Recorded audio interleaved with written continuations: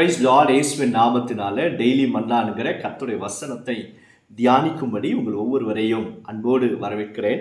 கர்த்தருடைய வசனத்தை மல்கியா 3வது அதிகாரம் 6வது வசனத்திலிருந்து வாசித்து தியானிக்க போகிறோம். நான் கர்த்தர், நான் மாறாதவர், ஆகையால் யாக்கோபின் புத்திரராகிய நீங்கள் நிர்மூலமாகவில்லை. இஸ்ரவேல் ஜனங்களுக்கு விரோதமாக எத்தனையோ சத்துருக்கள் எழும்பினார்கள், அவர்களை அடிமைகளாக கொண்டு போனார்கள். ஆனாலும் அவர்களை அழிக்க முடியவில்லை. அவர்கள் அழிந்து போகல. காரணம் என்ன அப்படின்னா, தேவனாகிய கர்த்தர் அவர்களை பாதுகாத்தார். ஏன் பாதுகாத்தார் அப்படின்னா, ஆபிரகாம், ஈசாக்கு, யாக்கோபுக்கு கர்த்தர் சொன்ன வாக்குத்தத்தத்தை விட்டு ஆண்டவர் மாறவே இல்லை. ஆனால் இஸ்ரவேல் ஜனங்கள் இந்த அதிகாரத்தில் வாசிக்கும் போது தேவனை வஞ்சித்தார்களாம், தேவனை ஏமாற்றினார்கள், கர்த்தரை விட்டு விலகினார்கள், விக்கிரக ஆராதனை செய்தாங்க. இதையெல்லாம் செய்த பொழுதும் கர்த்தர் செய்த வாக்குத்தத்தத்தை, ஆபிரகாம், ஈசாக்கு, யாக்கோபோடு செய்த வாக்குத்தத்தத்தை விட்டு தேவனாகிய கர்த்தர் மாறவே இல்லைங்க, அப்படியே இருந்தார். அதனால தான் கர்த்தர் சொல்றாரு, நான் மாறாமல் இருந்ததுனால தான் நீங்கள் அழிந்து போகவில்லை. இந்த வசனத்தை கேட்கிற அருமையான தேவனுடைய பிள்ளைகளை, நீங்கள் கர்த்தரை விட்டு தூரமாக இருக்கிறீங்களா? தேவனை ஏமாற்றி கொண்டிருக்கீங்களா? கர்த்தரை துக்கப்படுத்தி கொண்டிருக்கீங்களா? ஆனாலும் கர்த்தர் பாருங்க, உங்களை அழிக்காம உங்கள் மேலே இன்னும் அவர் நேசமாகவே இருக்கிறார்.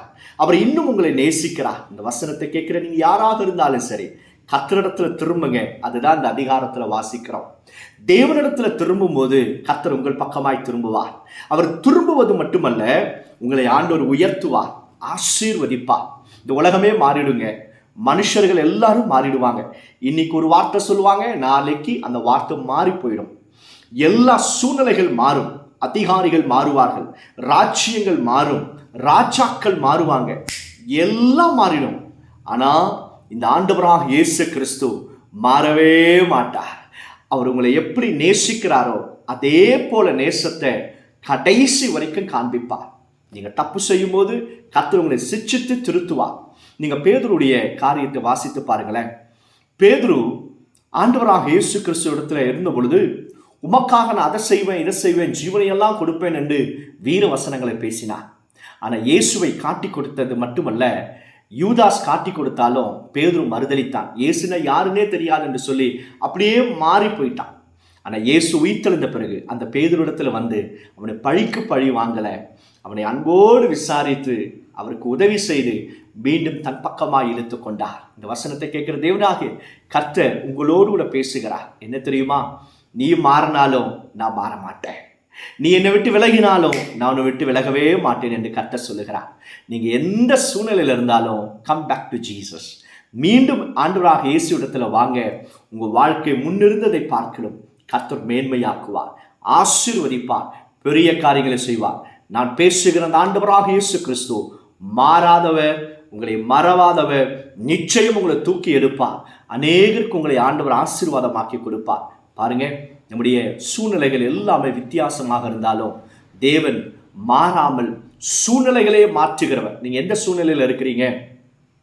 போராட்டத்தோடு இருக்கீங்களா? சத்துருக்கள் உங்களை நெருங்குகிறாங்களா? இவன் எப்போ செத்து போவான்னு சொல்லி எதிர்பார்க்குறாங்களா? ஆனால் கர்த்தரோ மாறாதவர்.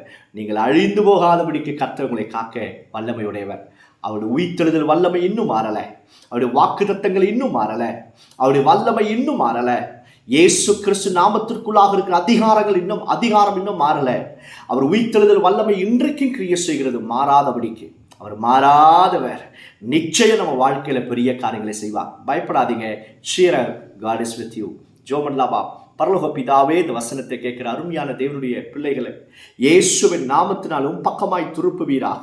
வேதனையோடு ஏதோ ஒரு சஞ்சலத்தினாலும் உடைய பிள்ளைகள் அவிசுவாசத்தில் மூழ்கி தூரமாய் போயிருந்தாலும் ஆண்டவரே, உடைய பக்கமாய் திரும்ப கிருபை கொடுங்கப்பா. உடைய பிள்ளைகளை ஆசீர்வதிங்க, தேவைகள் எல்லாவற்றையும் சந்திங்கப்பா. உடைய பிள்ளைகளுடைய முகத்தை பிரகாசிக்க செய்யும்.